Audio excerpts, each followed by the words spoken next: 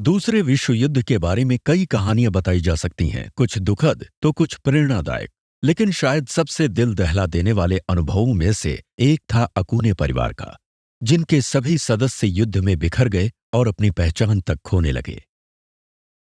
Ichiro अकुने और उनकी पत्नी यूकिए 1918 में जापान से अमेरिका आए, काम की तलाश में। उन्होंने सेंट्रल कैलिफोर्निया में एक किराने की दुकान खोलकर 9 बच्चों की परवरिश शुरू की। पर जब 1933 में मिसेस अकुने की मृत्यु हुई तो बच्चों को जापान में रिश्तेदारों के पास भेज दिया गया। पिता भी जल्द ही वहीं चले गए। हालांकि अमेरिका में पैदा और पले बढ़े होने के बाद भी ये कदम थोड़ा मुश्किल था। पर सबसे बड़ा बेटा हैरी अपने बड़े चाचा के साथ काफी घुल मिल गया, जिन्होंने उसे जापानी भाषा, संस्कृति और मूल्य सिखाए। फिर भी जैसे ही हैरी और उसका भाई केन काम करने लायक बड़े हुए तो वो वापस मातृभूमि लौट आए और लॉस एंजलिस के नजदीक बस गए। लेकिन फिर 7 दिसंबर 1941 को पर्ल हार्बर पर हमला हुआ। जापान के साथ युद्ध शुरू होते ही अमेरिकी सरकार को उन नागरिकों पर बिल्कुल भरोसा नहीं रहा जिनके दुश्मन देश से पारिवारिक या पुश्तैनी संबंध थे। 1942 में वेस्ट कोस्ट पर रहने वाले लगभग 1,20,000 जापानी अमेरिकियों को नागरिक अधिकारों से वंचित किया गया और जबरन इंटर्नमेंट कैंपों में रखा गया। हालांकि उनमें से ज्यादातर हैरी और केन की तरह नीसे थे, यानी वो अमेरिकी या दोहरे नागरिक जो जापान से आए हुए माता पिता की संतानें थीं। जापान में अपने परिवार के साथ इन भाइयों का संपर्क ना के बराबर था और वो कोलोराडो के एक रिमोट हिस्से में एक कैंप में कैद थे।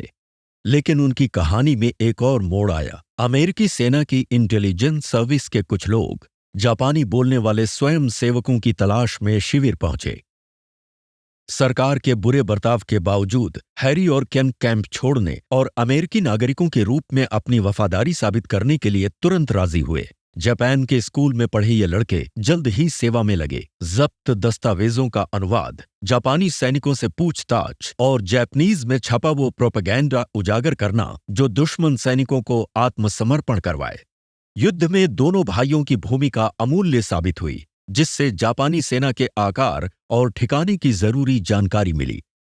लेकिन फिर भी उन्हें अपने साथी सैनिकों से भेदभाव का सामना करना पड़ा। एक बार दुश्मन इलाके में पैराशूट पहनकर उतरने से ठीक पहले हैरी के हथियार गायब कर दिए गए और गोरा ऑफिसर उन्हें हथियार देने से झिझकता रहा। फिर भी दोनों भाई युद्ध के खत्म होने तक वफादारी से सेवा करते रहे। लेकिन हैरी और केन पैसिफिक में लड़ने वाले अकेले अकूने भाई नहीं थे। उनसे अनजान 2 छोटे भाई 5 अकूने भाइयों में से तीसरे और चौथे इंपीरियल जापानी नौसेना में भर्ती हुए थे। सबूरो नेवल एयरफोर्स में शामिल हुए और 15 वर्षीय शिरो नए भर्तियों के ट्रेनर बने।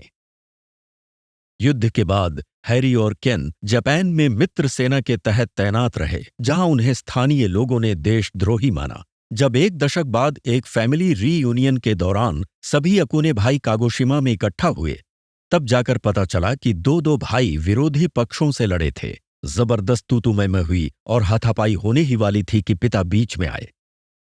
भाइयों में सुलह हो गई और सबूरो और शिरो हैरी और केन के साथ कैलिफोर्निया चले गए। बाद में सभी कोरिया में अमेरिकी सेना के लिए लड़े।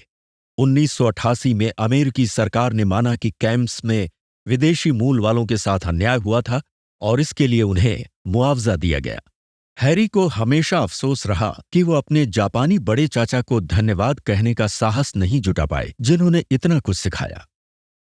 अकूने भाइयों की कहानी से बहुत सी बातें पता चलती हैं। परिस्थितिवश एक परिवार का बिखरना, जापानी मूल के अमेरिकियों के साथ अन्याय और 2 राष्ट्रीय पहचानों के बीच फंसे होने का व्यक्तिगत संघर्ष। लेकिन इसमें अमेरिकी इतिहास की उससे भी बड़ी कहानी छिपी है। विदेशी मूल के नागरिकों का उत्पीड़न और उससे उभरने की उनकी दृढ़ता।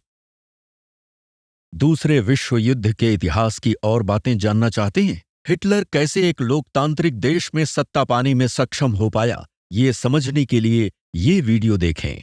या कैंप्स में भर्ती जापानी मूल के अमेरिकियों का दुखद इतिहास जानने के लिए ये वीडियो देखें।